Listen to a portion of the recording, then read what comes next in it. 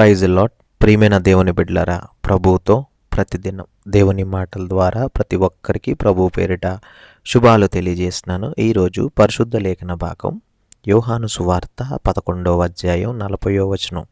అందుకు యేసు, నీవు నమ్మిన ఎడల దేవుని మహిమ చూతువని నేను నీతో చెప్పలేదా అని ఆమెతో అనెను.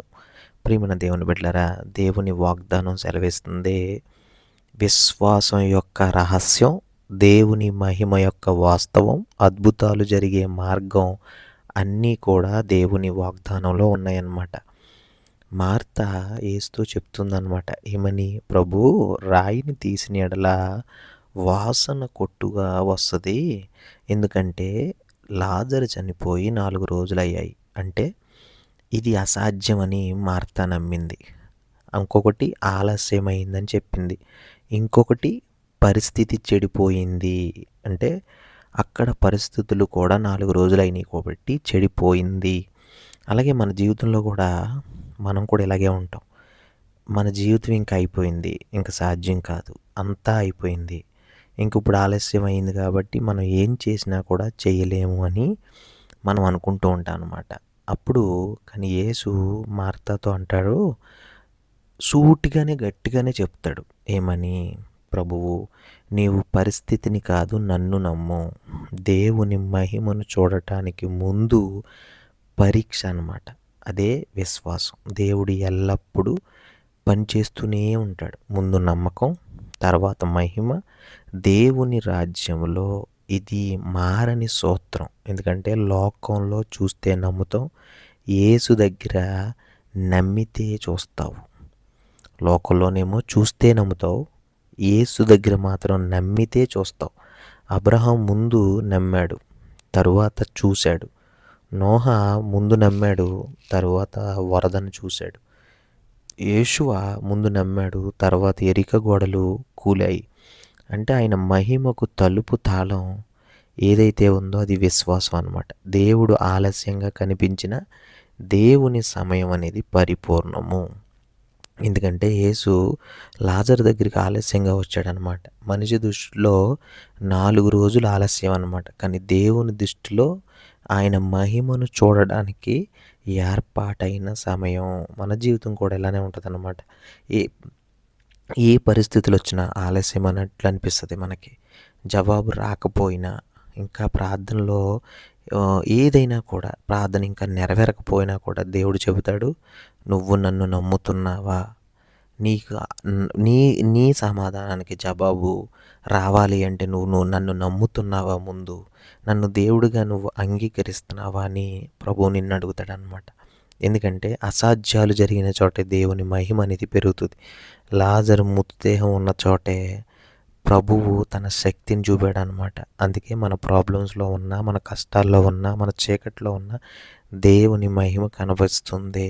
మీ సమస్య పెద్దది కాదు, దేవుడు ఏ జాడలో ఉన్నా కూడా మహిమ చూపగలడు. ప్రభు వేసిన ప్రశ్న ఏంటి అంటే, నువ్వు నమ్ముతున్నావా? ఇది ప్రశ్న అనేది మార్తాకే కాదు, ఈరోజు మన ప్రతి ఒక్కరికి కూడా. ఎందుకంటే నువ్వు నమ్ముతున్నావా? నీ ఇంటి సమస్యపై నువ్వు నమ్ముతున్నావా? నీ ఉద్యోగం, ఫైనాన్షియల్ పరిస్థితి ఏంటి? నీ కన్నీళ్ళకి జవాబు కోసం నువ్వు ఎదురు చూస్తున్నావా?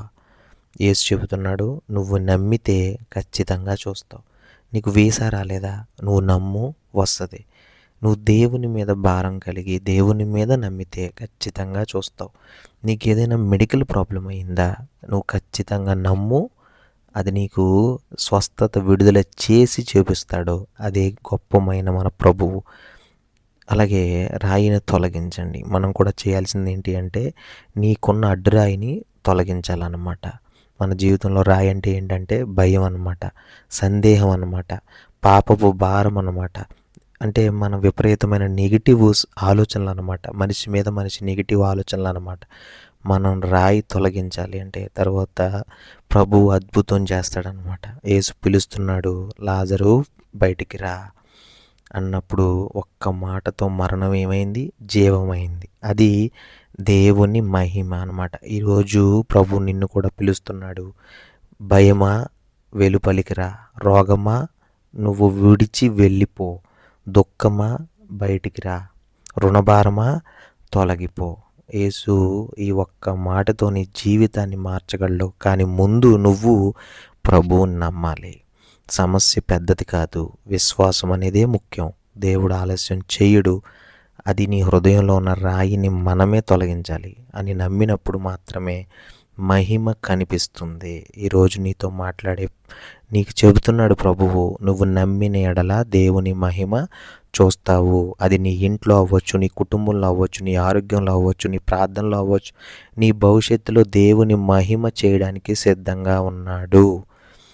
ప్రభువు నిన్ను, నీ కుటుంబాన్ని ఆయన ప్రతిరోజు దీవించి ఆశీర్వదించునుగాక. ఆమేన్. చిన్న ప్రార్థన.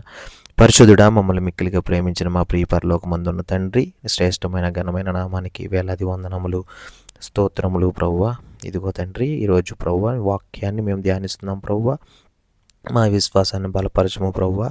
సమస్యలన్నీ కూడా ప్రభువా మేము అన్నీ నమ్ముటకు ప్రభువా నీ కృప దయచేయండి. హృదయంలో ఏది వంటి భారం ఉన్నా కూడా ప్రభువా అవన్నీ తొలగించండి ప్రభువా. మా జీవితంలో ఉన్న ప్రతి రాయిని తొలగించండి, ధైర్యాన్ని ఇవ్వండి. నీ మహిమను మా కుటుంబాల్లో ప్రభువా, మా ఆరోగ్యంలో, మా భవిష్యత్తులో చూడడానికి ఆశీర్వదించండి ప్రభువా.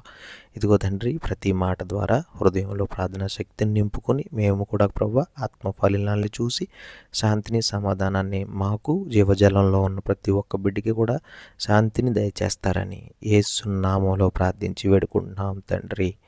ఆమేన్. God bless you all.